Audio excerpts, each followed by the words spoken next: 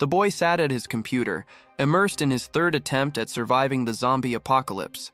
Confidence surged through him as he secured a bat, convinced it was the smartest choice in a world where ammunition was scarce and guns only attracted more undead. In his mind, a bat would always be the weapon of survival. A sudden flicker on the screen jolted him, and the lunatic performer threw himself into a reverse push-up on his chair. The stunt cost him only 76 cents, yet his triumph ended abruptly as he crashed to the floor, smacking his head like a fool.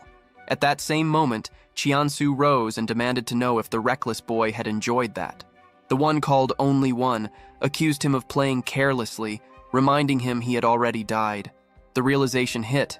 The character on screen had been killed.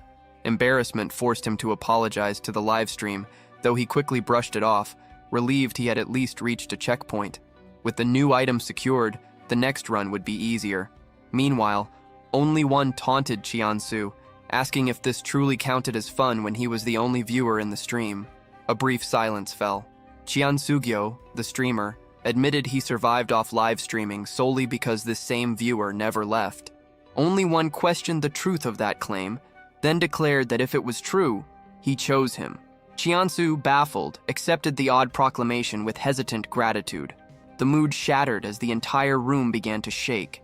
He leapt to his feet, startled, moments before a deafening explosion rattled the city. Racing to the window, he saw fire consuming buildings and terrified crowds fleeing through the streets. He announced the chaos to his live stream, yet his computer shut down without warning and refused to power back on. Confused and unsettled, he abandoned the darkened machine and stepped outside. A woman bolted past him, and when he called after her, she only glanced at his face before sprinting away in panic. Bewilderment set in, only to deepen when glowing messages materialized in the air before his eyes. Some lines mocked him, calling him pathetic. Others questioned why anyone would choose such a loser. His chest tightened as the realization struck. This was a chat window floating in front of him. Panic set in when the words began echoing his own speech, the viewers ridiculing him by repeating everything he said. He reached for the strange projection, thinking exhaustion had driven him into hallucinations, but the stream's voices only laughed louder. More messages scrolled across his vision. Some told him he couldn't touch it. Others warned that something was already on its way. That was when he finally noticed it. A zombie standing right in front of him. The chat exploded, announcing his inevitable death and mocking the sheer horror of watching a player so hopeless. His mind refused to process the situation before the creature lunged, forcing him backward. Instinct saved him. A wild kick pushed the monster away just enough for him to scramble to his feet and flee. The stream viewers taunted him, claiming the zombie only wanted a handshake, but desperation drove him onward. He bolted toward his apartment, frantically punching in the entry code.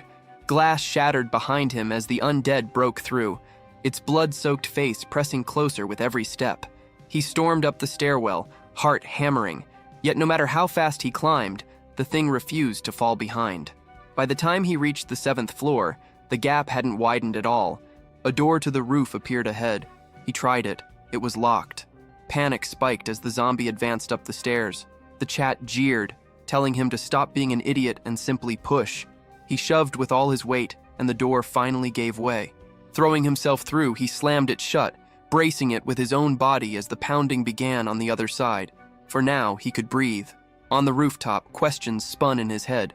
Why had a zombie suddenly appeared? Why was a game like chat hovering in front of his eyes? Still, he shoved the thoughts aside. Survival came first. And to survive, he needed a weapon. A noise behind him snapped his focus. A chubby figure advanced across the roof, someone he recognized, the building's owner. He broke into a sprint, only to trip over a stray box and crash hard to the ground. The monster was already upon him. Pinned and struggling, he spotted the streaming chat again. Someone claimed a supply chest was nearby. His gaze darted sideways. There it was. Summoning his strength, he kicked the zombie back and dodged as it charged again. Shinsu hurled his weight to the side, cursing the creature, and by sheer chance, or instinct, it launched itself off the roof, plummeting into the void. The chat immediately debated whether it had been dumb luck or calculated genius. Exhausted, he collapsed, but there was no time to rest. More pounding rattled the door. He counted 3 sets of hands trying to break through. The chat sneered that countless beginners met their end like this. Then his eyes locked on the glowing chest. Memory struck. The earlier comment about a supply box. A grin split his face as he flung it open. Radiant light poured out, revealing a prize, a legendary bat. The chat dubbed it the Excalibur of the Apocalypse. The door cracked open, and the undead spilled through. Shinsu steadied his grip, determination burning. The viewers placed bets on how quickly he would die, but he smiled anyway. To him, the apocalypse was nothing more than another game. He charged, swinging the bat. The strike missed the first zombie completely. Surrounded, he whipped the weapon back and forth in panic, yelling at the creatures to back off. The chat roared with laughter, branding him a clown. And still, the real problem closed in. The zombies were too close, packed so tightly that the legendary bat couldn't even move the way he needed. Pinned down, he tried to restrain one zombie, but another closed in from behind. Instinct took over. He released the bat and hurled himself to the ground, narrowly avoiding a bite. The creatures crowded him, the space too tight for swinging any weapon. Forced into a desperate gamble, he wriggled free and broke through the horde. Against all odds, he slipped past, leaving the chat stunned at his sudden burst of skill. Back inside his room, the flood of comments shifted. Viewers admitted he was more impressive than expected. Yet Qiansu quickly realized the grim truth. Both his computer and his phone were dead. When the chat demanded to know where he was going, he focused on one thought: reaching his parents' house. Without hesitation, he mounted his bike and sped away, age doing nothing to slow him. The commentary scrolling across his vision was ignored now. Only family mattered. Checking the fuel gauge mid-ride, a blur shot across his path. The bike toppled and he skidded to the ground. Messages spiked, asking if that thing had been a tongue. Confused, he turned, and the chat supplied an answer: a hellish frog. Shock struck. This wasn't a zombie. It was a monster, alive and real. His disbelief lasted only seconds before a whip of tongue lashed out. He dodged, and another stream comment appeared. A ruler materialized alongside it, sparking an idea. Sprinting into a tunnel, he used its sharp turns to evade the creature's strikes, buying himself precious seconds. Some of the supplies he had carried still survived the crash. Cornered again, he gripped a Molotov tightly, daring the frog to advance. The chat praised his nerve as the monster charged with a violent headbutt. He dodged and hurled the flaming bottle, but the fire clung uselessly to the creature's hide. Frustrated, he lit another and smashed it into the beast's face. Still, the thing fought on, confirming his suspicion. Its weakness lay within, not without. With only one Molotov left, he had no choice but to risk everything. Hidden behind a wall, he goaded the beast closer. The tongue lashed. He rolled aside, and with perfect timing, jammed the last bottle straight into its gaping maw. Flames erupted from within, twisting the monster in agony before it collapsed. The chat exploded with awe, recognizing the recklessness and brilliance of the move. Breathing hard, he declared it finished, though the messages warned him not to lower his guard. Some voices hailed him as one of the best beginner players they had ever seen. He frowned, questioning why they described his life as though it were a game. But in the end, he chose not to care. Real or not, he would accept it. He vowed not to die like an idiot. At that instant, a notification appeared, an achievement unlocked, along with a new ability, the power to record his feats. Staring at the glowing message, he was certain of it now. This was no ordinary reality. It was exactly like a game. And so, he ordered the skills panel to open. The aggro skill granted him greater power the more creatures surrounded him. The save record skill allowed fragments of that strength to solidify as permanent attributes, ones he would always carry. The realization struck. This ability demanded he hurl himself into danger to grow. He shut the panel, set the thought aside for now, and returned to his mission of finding his family. The wreckage of the frog had left his bike destroyed, forcing him to continue on foot. When he finally reached his home, disbelief gripped him. The house looked as if a colossal beast had taken a bite straight out of it. He stumbled inside, calling for his parents, desperate for a response, but the rooms echoed hollow and empty. Memories surfaced. His parents always left notes. He scoured the house, searching, until in his own room he found a scrap of paper. His father's handwriting declared that they had evacuated with soldiers from Division 7.5 and that they would meet again soon. Relief came with caution. At least now he had a lead. The chat ridiculed him, sneering that even his parents had abandoned him. He muttered to himself, unsettled. Something about the message felt off. It wasn't quite like the notes his father usually left, but if this was truly a game, maybe this marked the beginning of the first main quest. For now, he held back. With only one clue, rushing would be reckless. He rummaged through the cupboard and uncovered canned sardines. The chat mocked his calmness, but he brushed it off, deciding to eat first before choosing his next step. Then, noise. Something stirred near the house. Creatures shouldn't be here. Another sound echoed through one of the rooms. He moved carefully, following it.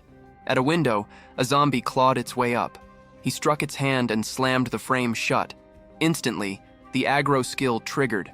1 enemy in 10 minutes. The reminder hit him. Each pursuer added 10% strength. Testing it seemed the only option. At another door, he smashed the zombie breaking through, bringing the count to 2. Excitement surged. He pushed further. At a third door, another fell. Then the 4th, the 5th, 6th, and 7th followed. He didn't stop until all of them lay silent, their struggles stilled. Gazing at his own hand, he could feel it. His body was undeniably stronger. But then came another sound, this time from the kitchen. His aggro window was running down, only a minute left. He crept forward, tension biting at him, while the chat speculated on who would come out on top. Peering under the table, he discovered not a creature, but a man crouched in hiding. Moments later, the stranger, apparently a restaurant worker, was already cooking. The chat erupted, calling him insane for allowing a stranger to prepare food in his own house. The protagonist had no idea how to address the endless stream of messages, so he simply called them brothers. He explained his situation, fighting monsters on an empty stomach, and made it clear that if the stranger in his house turned hostile for even a second, he would be dealt with immediately. The long-haired man placed a plate on the table. Jiansu, regaining his strength, admitted the food looked surprisingly good. The man claimed to be a chef from Mayang restaurant. Jiansu pointed out that the noise he had caused earlier had forced him to face a swarm of zombies. The stranger bowed his head, apologizing, desperate not to be thrown back outside where the dead waited. Jiansu finished his meal and said he would leave soon. When asked where, he answered that he was searching for information about his father. The stranger suggested the local elementary school, which had been converted into an emergency shelter. Jiansu considered the idea.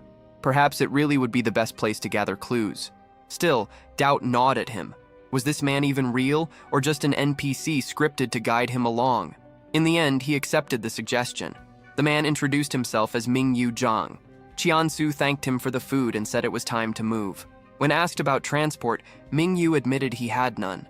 Jiansu told him they could use a bike from the garage, then returned to his room to gather supplies. He grabbed a hammer, only to be interrupted by a scream. Mingyu's voice. Jiansu bolted outside. A massive titan-like zombie had Mingyu in its grip, the man thrashing helplessly. The chat identified it as the big mouth type, stronger than even the frog-like abominations. Some claimed it must have been the creature that had bitten his house earlier. Panic surged. He sprinted, but the comments screamed warnings. If he tried to save Mingyu, he would die. The next heartbeat, he was already on the bike, fleeing. When he looked back, the towering monster was chasing, a timer appearing above. 10 minutes. He pushed harder on the pedals, but the creature was fast. Too fast. At this pace, it would devour him before he could escape. Then he spotted it. Another bike, Mingyu's, lying where it had been dropped. 2 more zombies clung to him now. In a reckless dive, he hurled himself toward the spare bike, mounted, and tore forward, the monster's claws swiping just behind him. The chat went wild with disbelief. But the danger wasn't over. The beast was still at his side, jaws wide, hunger endless. And Jiansu declared through the stream of comments that he wasn't the type to collapse without a fight. The scene shifted to the shelter, where a group of soldiers and civilians were pushing the last stragglers through the gates of the elementary school. A heavy-set man shouted that Mingyu was still out there and begged them to mount a rescue. Another dismissed him coldly, saying Mingyu was probably dead, and urged him to get inside before it was too late. Arguments rose among the crowd, some demanding the gates stay open a little longer. Among them, a man in a white bandana nudged his companion, insisting they slip through the entrance while they still could. Then the roar of an engine cut through the chaos. A motorcycle approached at high speed, its rider dragging attention with him like a storm. The crowd turned, eyes widening as Jiansu braked to a stop. The man who had been causing the commotion recoiled in fear, staring at what Chiansu carried on the back of the bike. Whispers spread, speculation turning dark. Was it a body? The writer grinned, feeding the unease. The chat erupted, claiming he lived only to draw attention. One man recognized the vehicle immediately. Mingyu's bike. He demanded to know how Mingyu was. Chiansu answered flatly, dead. Confusion followed, voices demanding more explanation, but he offered none, only asked who led the place. Before anyone else could speak, a man stepped forward wearing a police department badge. He introduced himself as Sujin, the officer coordinating the evacuation. Chiansu gave his name. Sujin's eyes narrowed when he noticed what Chiansu carried, fragments of the monster. He asked directly if that was truly a piece of it. The boy was startled by the knowledge, and Sujin explained they had lost many people to that beast. He wanted to know what happened. Chiansu's response was blunt. He killed it. The claim froze the crowd. Disbelief spread like wildfire. Killing such a creature was beyond imagination. The memory of the fight replayed in his head. The bike racing, the beast tearing buildings apart like toys, the chat hurling doubts and mockery. He had asked if they wanted to bet on his survival.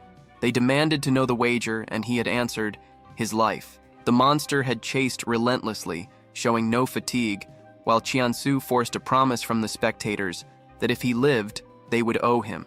The chat had jeered, claiming there was nothing to gain and that failure was certain. Only one voice, that same strange viewer from before, accepted the deal. With a reckless grin, Chiansu had sped for the tunnel. The creature, massive and unstoppable, slammed into it at 100 miles per hour. Now back at the shelter, he told Sujin he would explain later, and added that he was also looking for a safe place.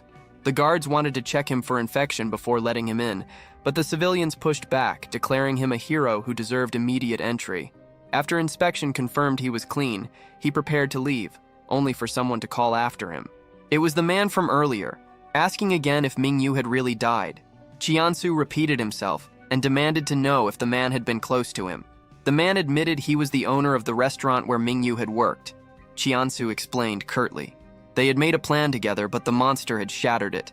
He reminded the man he hadn't stolen the bike nor anything else, and had no reason to be accused. Then he added one last detail, that the tofu soup Mingyu had cooked would stay in his memory forever. The chat mocked him viciously, claiming he had forced the poor man to cook only to play righteous now. The restaurant owner was left speechless as Chiansu swung onto the bike once more. Without another word, he left the shelter behind. As Chiansu neared the school, a blue suitcase lay abandoned on the road. A message materialized before his eyes. He was leaving the tutorial. From now on, the information panel would be his only lifeline. What froze him wasn't the panel itself, but the word tutorial. Other messages poured in, announcing that this was where everything truly began. He rushed into a room, demanding answers from the strange figure known as Only One. There was a limit to how much he could endure while stumbling blind, and he reminded him of their bet. The time had come to pay up. The enigmatic voice asked what he wanted, and Chiansu pressed for an explanation. The chat boiled with rage, furious that he ignored the rest of them. They demanded to know if he had received any guidance at all. He admitted none. Their disbelief grew. Survival without instructions seemed impossible. They wondered how he appeared to know so much, and he muttered that it was nothing but streamer instinct. The comment caught fire, an odd, intriguing detail. Then someone claimed that winning the game meant rebuilding the world however he wished. Confusion followed, but only one confirmed it. The truth unraveled. This world was real. Only a few details had been altered, but Chiansu was the lone player. The rest were nothing more than NPCs, shadows of reality designed to fill the stage. The group followed only one protagonist at a time, and now it was him. Only one advised him to stop stressing about what was real and instead treat them as an audience, keep putting on a show, and keep winning. The weight crushed him. He asked who they truly were, glancing sideways, almost suspecting divinity. Staring at his reflection, he even wondered aloud if Only One was a god. The response came sharp and dismissive. What kind of character wasted time on such thoughts? A hint followed. They favored those who put on a performance. If he wanted their support, he would have to go all out. It felt absurd, an impossible mission for someone who had barely lived outside his room. But then he remembered the information panel and opened it. The first mission appeared: protect the police chief. If that man died tonight, the entire city would collapse into ruin. Outside, he observed the camp. People gathered in the courtyard while police organized supplies. Voices barked orders. Others stacked food. Among the 150 survivors, Chiansu already knew one of them was a threat to the chief. The officer announced food distribution, calling people closer. Someone shouted for Chiansu, but he brushed them off, saying he was fine. Instead, he approached another man and asked about the chief. The officer flinched, unsettled by the question. His hesitation reeked of secrets. Suspicion cut deep. Chiansu demanded to see the department chief, Sujin Lee. The officer exchanged whispers with others, clearly seeking permission. Finally, he asked Chiansu if he had really killed the monster. When the boy confirmed it, the officer relented. The truth came out. They were desperate for people with his strength. The police chief had gone on patrol and vanished. Shock hit. The mission wasn't about protecting a leader already here. It was about finding him before it was too late. Chiansu demanded to know why no search parties had been sent. The officer explained their forces were too thin, torn between guarding the survivors and scouring the city. Chiansu pushed further, insisting he be allowed into the chief's office. With more information, his chances of success would grow. Nervous sweat ran down the officer's neck, but at last he agreed. Inside the temporary office, Chiansu urged the chat to keep their eyes sharp for clues. Nothing appeared, until he spotted a map. A mark stood out. The location wasn't far. Then footsteps behind him. He turned. A man stepped in, claiming he had heard about the boy searching for the chief. His hand extended for a shake, praising Chiansu for defeating such a powerful monster. He introduced himself as Gaeyong, though the handshake was no greeting. It was a test of strength, a crushing grip designed to dominate. The chat mocked Chiansu, branding him weak. He bit down his irritation, wondering what this jerk's game was. Before he could respond, a scream tore through the camp. Everyone rushed outside. Chaos unfolded in the courtyard. Among the survivors, infected figures writhed and snapped, biting into the nearest victims. Once 2 or 3 fell, panic spread like fire. People tried to flee, but escape was gone. Chiansu's eyes widened. He didn't understand how infection had breached the shelter, but the chat knew. They warned him. The entire place was about to collapse into madness. Chiansu tightened his grip on the hammer, knowing the crowd needed help.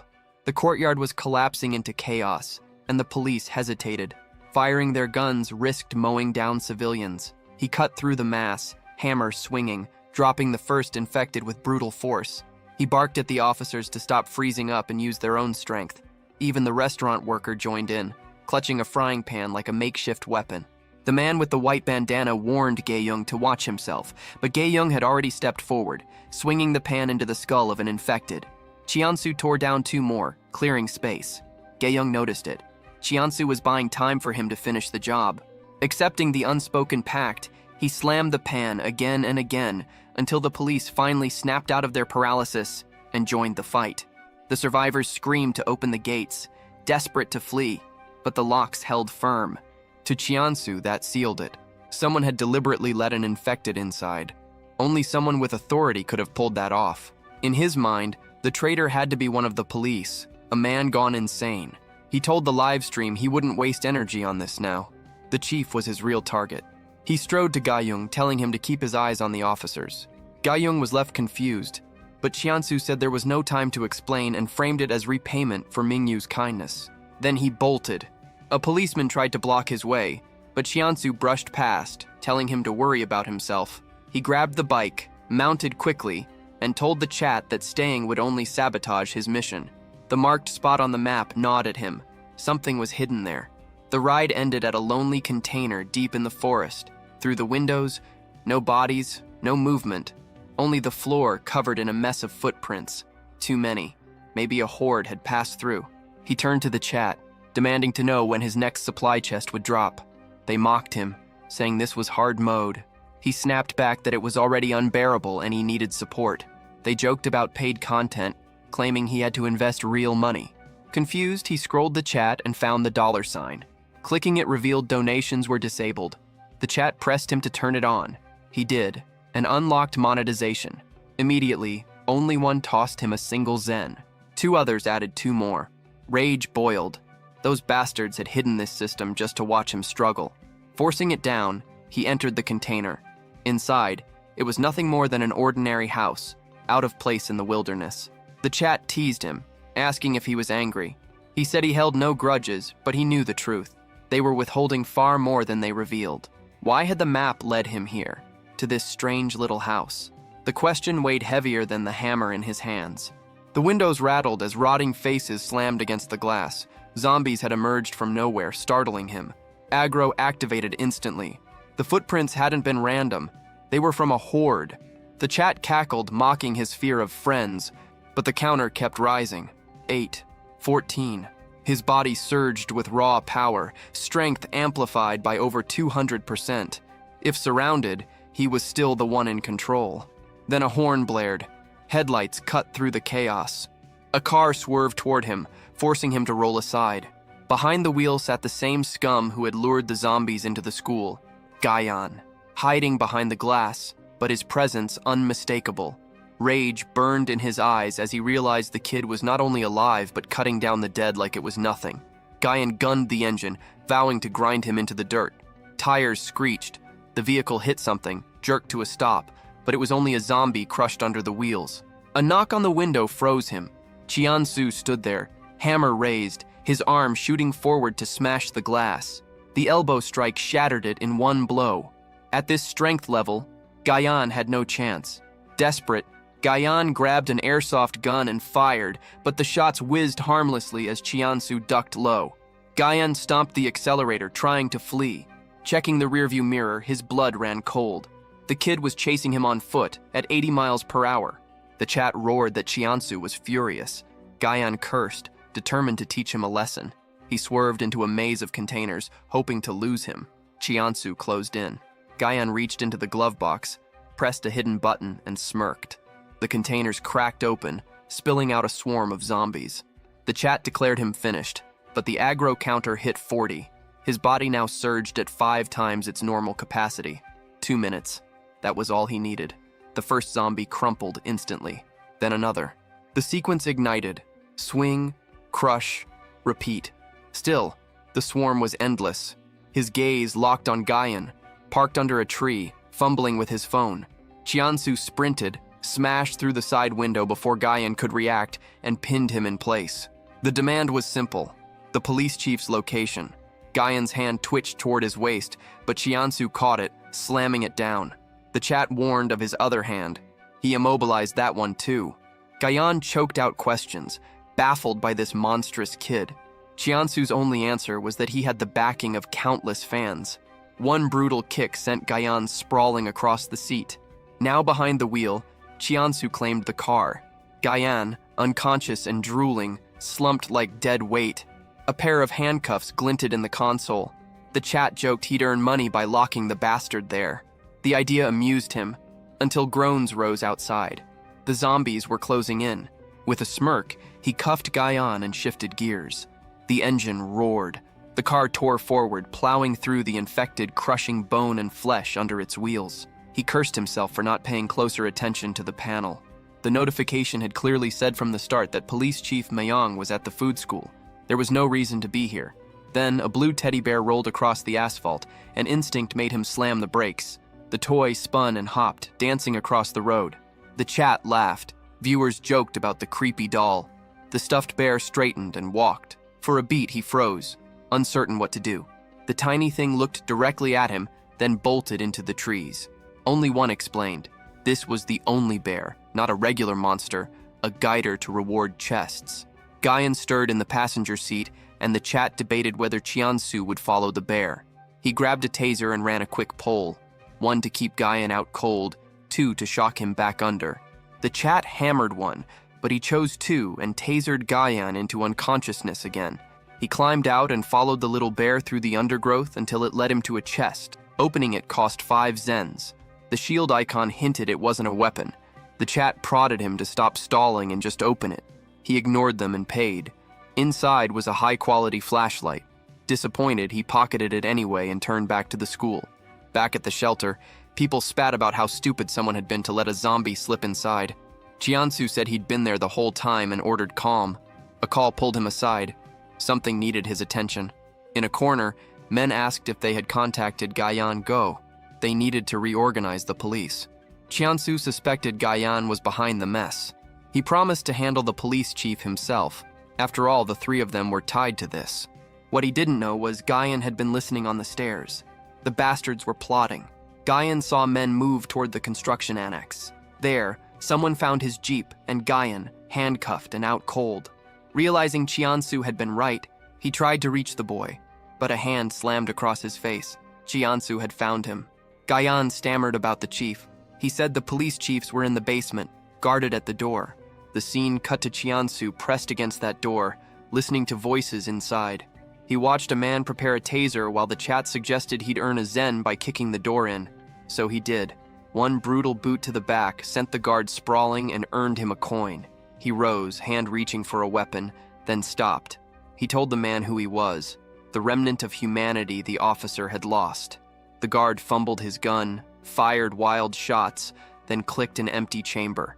Chiansu smiled and pounded the man's face. One strike for Mingyu, another for the police. A final blow for everything that had happened. The chief lay unconscious. Chiansu demanded the keys. The guard groped for a taser at his belt, but Chiansu hammered it into his hand and zapped him instead, noting the damn things matched. He shoved the man and told him to say hi to Guyan. The chat pushed for blood, but Chiansu held back. More threats were coming. He pivoted and neutralized a passing officer with a swift, silent strike. The chat cheered the cold efficiency. Chiansu only scoffed that the man had been too loud. Coins chimed in the stream again. He felt the sharp lift of pride. From the doorway came a voice asking if he had really killed a cop. He turned, ready. It was time to finish this. He stepped forward and asked, offering a choice, how the man wanted to die. Arm, leg, chest, or the last option. He grinned at the sight of the terrified man, amused that someone who had shot him earlier now shook like prey. Another zen flickered onto the panel, and he gave a crooked nod as if to thank it. The man's screams stretched thin until they snapped into silence. The chat roared with laughter, mocking how he had sealed his own fate. Chiansu, half embarrassed, wondered aloud what that fool had been doing. Outside, a commotion stirred. Heads turned just as he stepped back into view, dragging the real police chief with him. Officers swarmed, shocked, as he announced the traitors were bound in the basement. They sprinted off to confirm, leaving him for the first time with the feeling that he had finally cleaned up the mess. The panel blinked its warning. Staying too long in one area was dangerous. By the next morning, he lounged full-bellied inside a cabin, reflecting on how drastically things had shifted in a single day. That warning gnawed at him, though, and when he asked the chat what too long really meant, their silence was deliberate. Uneasy, he stood before a car until the police chief approached, asking why he was preparing to leave. Supplies were offered, gratitude voiced. Chiansu remembered asking if the chief would simply expel the traitors, even after they had tried to kill him. The man had excused it. Hard to execute comrades, even treacherous ones. Chiansu cut it short, saying he would handle it himself. Soon, the car roared across the road, the two traitors tied in the back. Officers begged him to stop, but his mood was black. When the chat joked that he was fixing the problem, one of the men was already bitten. The car hit nearly 80 before braking hard. The back seat was empty, ropes loose. He muttered that an accident had taken care of it. Back at the camp, the chief thanked him. Chiansu accepted the supplies and the car, brushing off a request not to leave without goodbyes. He sat behind the wheel, fiddling with the flashlight. Its purpose remained a mystery. The chat told him to relax and wait. Reluctantly, he agreed and drifted to sleep. Cold ripped him awake. The air was off, yet frost coiled through the car. His pulse spiked when movement flashed in the rear view. A cloaked, skeletal figure sliding closer. The chat warned it had finally arrived. He stomped the accelerator, skidding through the road. Officers shouted after him, but he blasted past without slowing, cursing the chat for laughing instead of warning. The mirror cracked, glass scattering. The creature had vanished, or so he thought. It loomed by the window, rattling the glass until it shattered. He floored the gas, desperate to put distance between them. The chat demanded he flee to another region, or risk being trapped forever. The monster reappeared directly ahead. Steel pillars split his vision, and the crash came hard. Airbags burst, bruising him more than saving him. Staggering out of the wreck, he pulled his gun and fired. Bullets tore into bone but did nothing.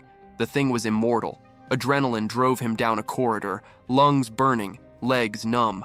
The chat whispered that this looked like his last run. Shadows bent, and once again, the skeletal monster blocked the path. It lunged, jaws open, as the walls of the corridor swallowed them both. The flashlight flared, and the skeletal figure recoiled as if the beam itself could wound it. To Qiansu, the reaction made sense. Items like this always carried hidden value in a game.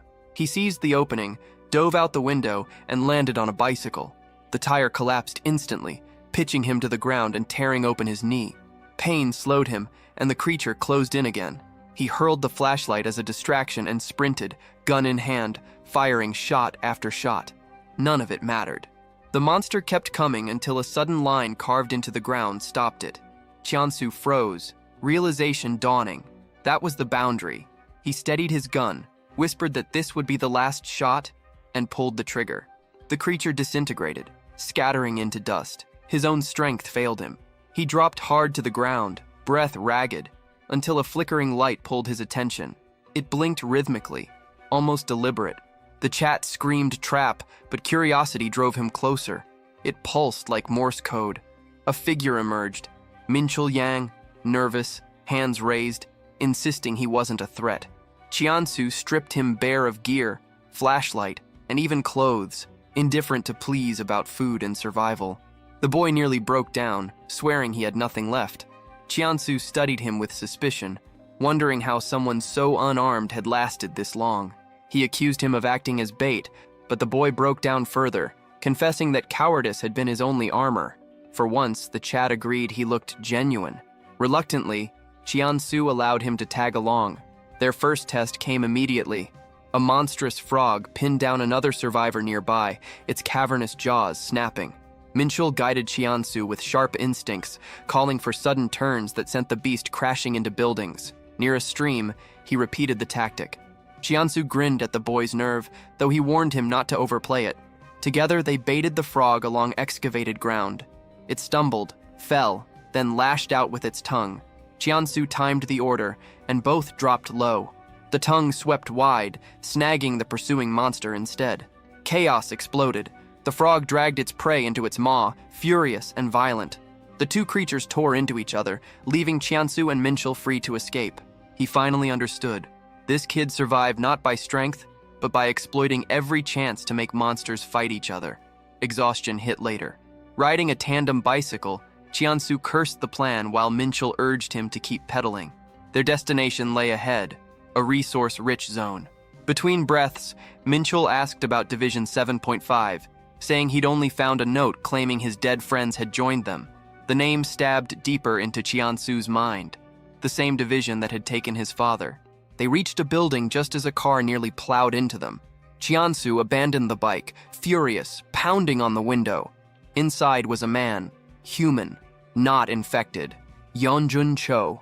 Qiansu ripped him from the car, dumped him to the ground, and tore through the vehicle's insides in search of weapons. Nothing. Yeonjun drew a knife in desperation. Qiansu crushed the attempt with a kick, stealing the blade. The man crumbled, begging forgiveness, swearing he had nothing. Qiansu weighed him, saw the look, and judged him a deserter. The soldier denied it, claiming his entire base had been wiped out. Minchul asked if he truly was a soldier. Qiansu barely spared words. Anyone could see it. Qiansu's gaze locked on something metallic at Yeonjun's neck. He yanked the dog tag free, demanding proof. The soldier stammered, sweat rolling down his face as he forced the numbers out. They matched, but suspicion lingered in Qiansu's eyes. He pressed further, asking about Division 7.5. Yeonjun swore he had never heard of it. Time was running thin. Minchul whispered warnings about danger, and Qiansu slid into the car, ordering them to scale the wire. He glanced at Yeonjun with contempt, questioning whether the man was even worth dragging along. Yeonjun begged, legs broken, helpless. The memory stung. Earlier, the same man had begged to be left behind. Now he confessed he had only feared betrayal. The chat mocked, certain Qiansu never saved anyone, but he snapped back, claiming it was unfair. He tossed the choice to Minchul, opened the gate if he wanted him.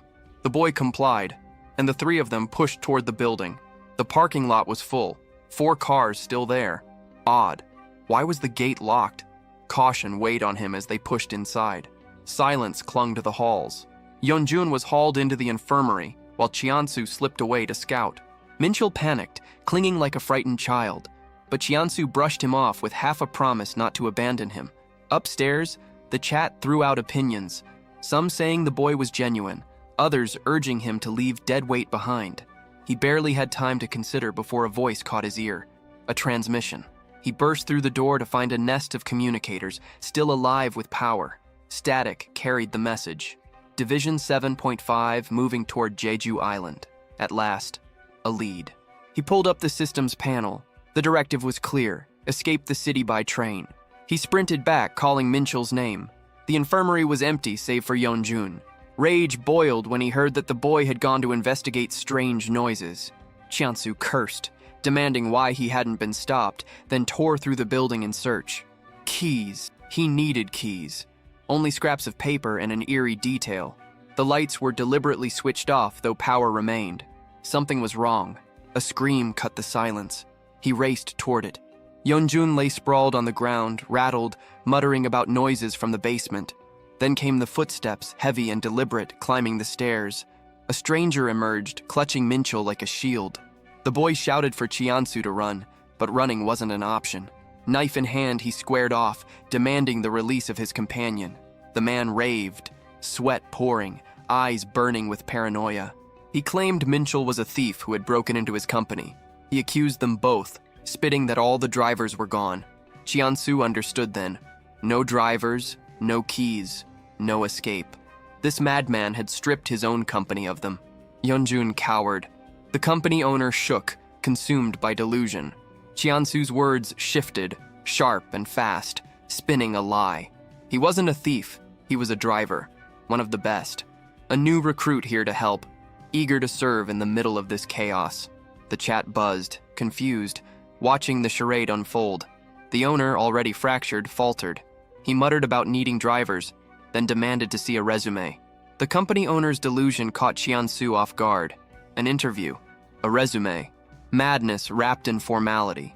Chiansu played along, claiming he had already brought one and sending Yeonjun to fetch it. The owner praised his dedication, wanting a job in the middle of this hell. Yeonjun returned clutching a sheet of paper, saying it was the closest he could find.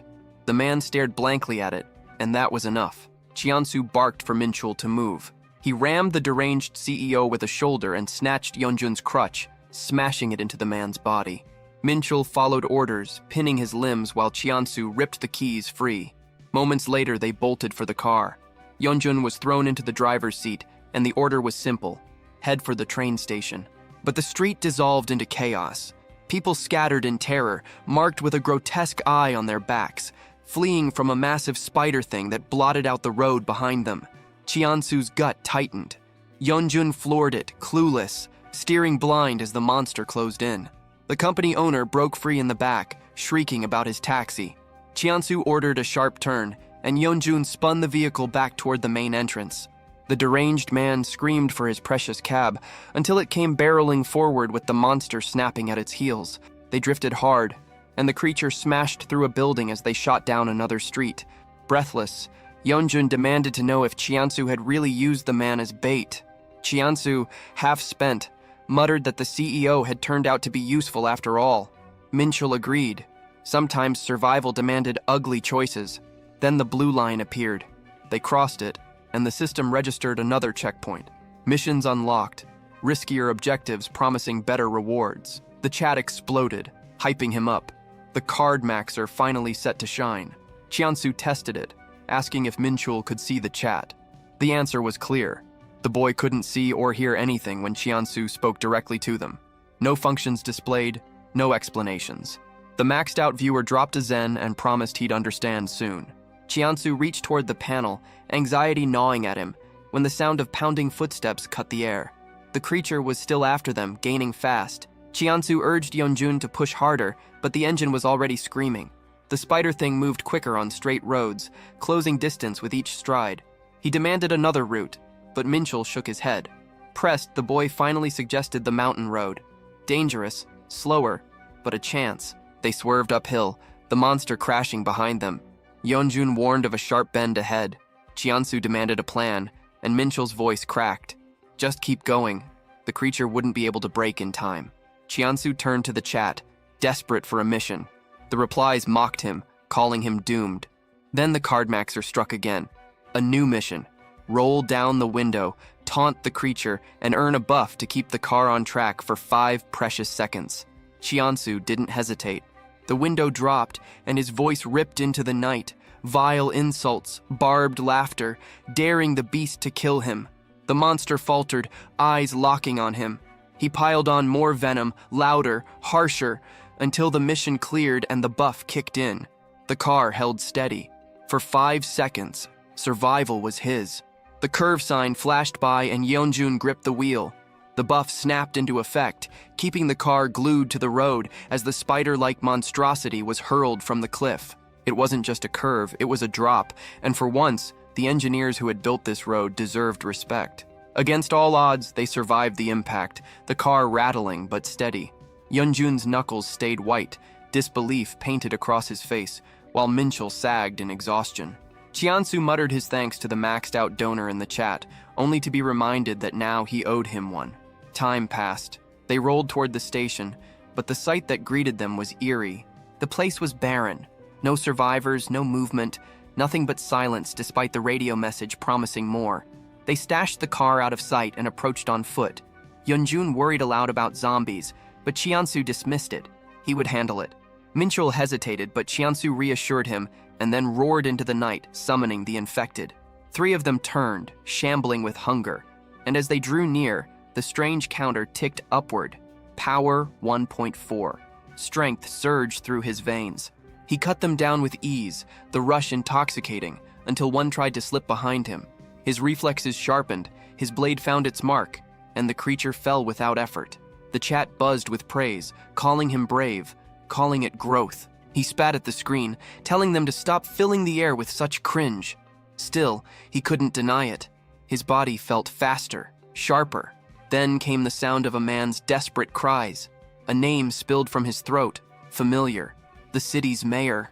Chiansu narrowed his eyes, wondering if the man was connected. He asked the chat if saving him was worth it. Most screamed no. The maxed-out donor screamed yes. Chiansu decided he couldn't ignore it. The zombie toppled dead before it could finish the job. The man beneath wept and babbled. The mayor had abandoned him, tossed him out of a car, told him to scout, left him to die.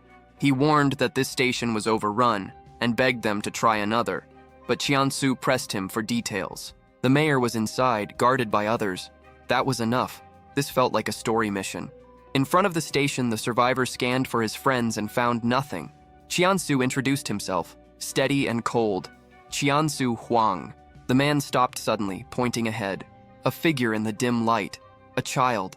His mouth opened to call out, but Chiansu clamped a hand over it, furious. No child would survive here alone. Up close, the chat groaned about his cursed luck. He asked if it was truly that dangerous, demanding a reward. The chat offered nothing. Then the maxed-out donor dropped 100 zens.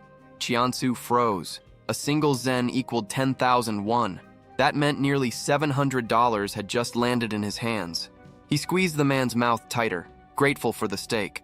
The girl wasn't human. He would deal with her. But she turned. She ran. Panic overtook the survivor. He bolted down the stairs screaming and collapsed right in front of the lurking monster. His voice broke as he cried out that there was another one. Then it was too late. The beast tore into him, ripping him apart in seconds. Chiansu stared, confused by the stupidity of it, while the chat clarified with grim amusement. She wasn't a girl. She was a silent. The name alone gave it away. Silent Girl. A monster that hunted by sound. Chiansu froze as the system pulsed with a new mission from the one who called himself the new master. The rule was simple. He couldn't move until the creature passed. The reward was an ability to make someone deaf for 1 minute. High risk, high reward. The girl crept closer, her head tilting, her hollow stare brushing over him. Sweat poured down his temples, his body trembling, but he didn't flinch. The chat hissed, asking if she was looking directly at him. Seconds stretched into eternity. Finally, she drifted past. The mission cleared, and the new ability burned into his system.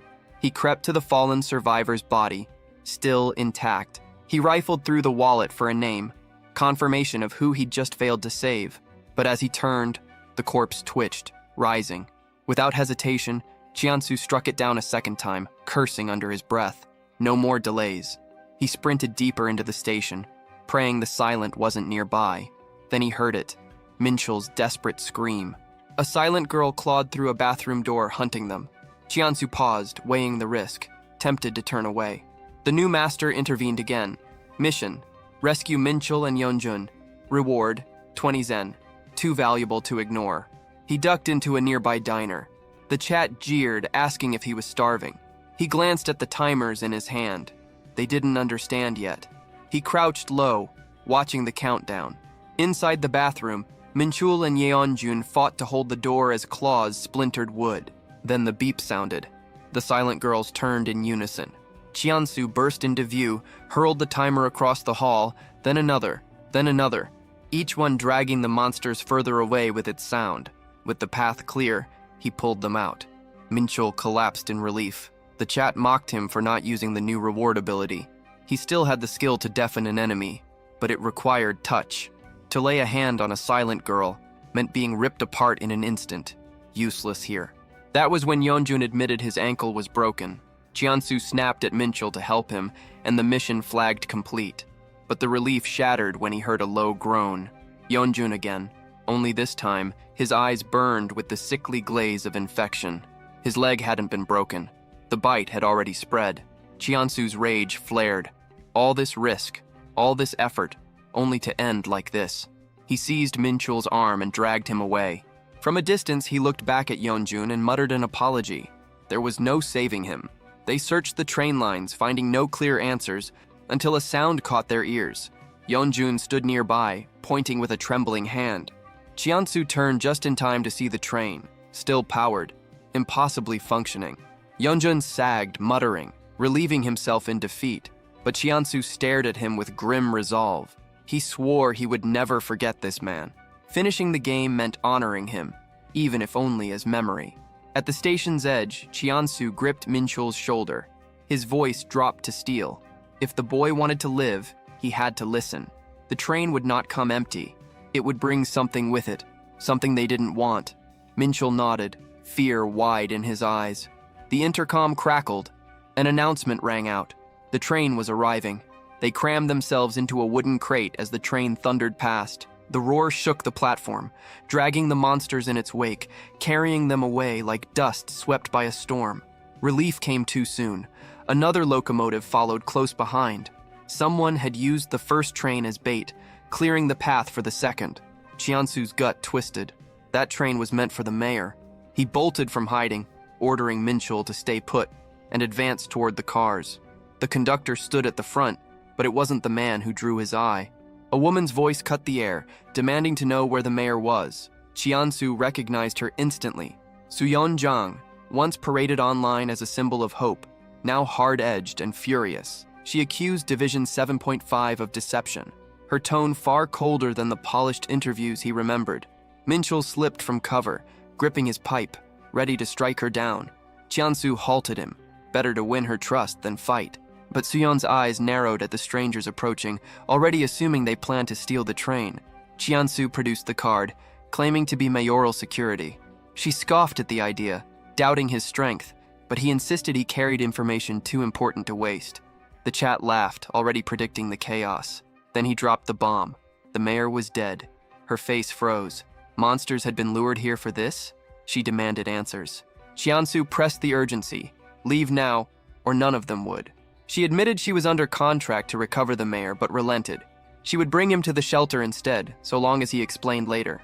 Jiansu pushed for Minchul too, framing him as just a student. She agreed, though confiscated the pipe with sharp disdain. The train rumbled to life. Then Yeonjun appeared, limping down the stairs, alive. Jiansu muttered thanks. Survival owed to him. His relief shattered when a shove knocked him flat. More figures emerged. The mayor, screaming for the train to stop, clawing towards Suyeon, insisting she save him. She stepped out, shocked, until Jiansu pointed to the wave of silent girls tearing down the station. If they stopped, they all died. Her jaw tightened. She returned to the train. Behind them, the mayor cursed, his voice breaking as he spat that the code is the end. The mob of silent girls swallowed him whole. Chiansu asked the chat if that wasn't the better outcome. They agreed. Yeonjun was no longer the same. Chiansu told Minchul to get aboard. Inside the cabin, Suyan's patience snapped. She demanded answers, or they'd be thrown out. Chiansu doubled down, insisting everything he said was true. The mayor was gone. She slammed him against the wall, spitting that he thought she was a fool. Chiansu admitted he never even met the mayor. Her fist struck his foot, making him stumble as she shouted for the truth. Cornered, he confessed. The card belonged to someone abandoned to die. He'd taken it to force his way through because the streets swarmed with creatures and survival left no space for honesty. She snarled that deception was still deception. He reminded her of her old interview, how she had called herself a light in dark times. He said he was one of those suffering people. Her face cracked. Anger shifted into embarrassment when he spoke her name, when he praised her as a beacon of hope. She flushed, claiming it was just a small article, hardly read by anyone. She turned away, her voice quieter, unsure whether he was mocking her or sincere. Finally, she relented. What's done is done. They would work together. Chiansu pressed one more time, asking if she guaranteed their course to Daejin. She confirmed. Then he brought up Division 7.5. Her expression darkened. During the apocalypse, she said, they were the ones responsible for... They don't get them. If they wanted me to save people, then just tell me to save people, but they put on some weird conditions. Right? Doesn't it seem strange? She've never heard of that unit before. Never met the person in charge. She've only talked to them through emergency channels. Wait, when did you drop the honorifics? She's 27 years old, he's older than me. He'll use honorifics then. He's 2 years younger. All right, definitely. It does seem suspicious. Then why does the 7.5 division need the mayor? Because the order is crumbling. That's why they needed him. The soldiers aren't listening. Wait, she doesn't know anymore because she only talked to them through the radio. They could have a lot more influence than I thought. Is it because they have a lot of pure-hearted citizens? He'll take note of that. He has to repay the favor for letting us on the train. As if you will. Hyung, Cheon-su Hyung. Why? What happened? Holy shit. Oh shit, that scared me. When did it get on? Maybe it was when they stopped. What's going on? Don't make noise. Is it confusing how empty the train is? It seems like it hasn't realized that we're inside here. What should we do? Should we get rid of it right now? Right here? No noises. If you enjoyed this video, don't forget to give it a thumbs up, it really helps. And for more content like this, make sure to subscribe and hit the notification bell so you don't miss any updates. Let me know in the comments if you'd like to see another part. I'd love to hear your thoughts. See you next time. Bye-bye.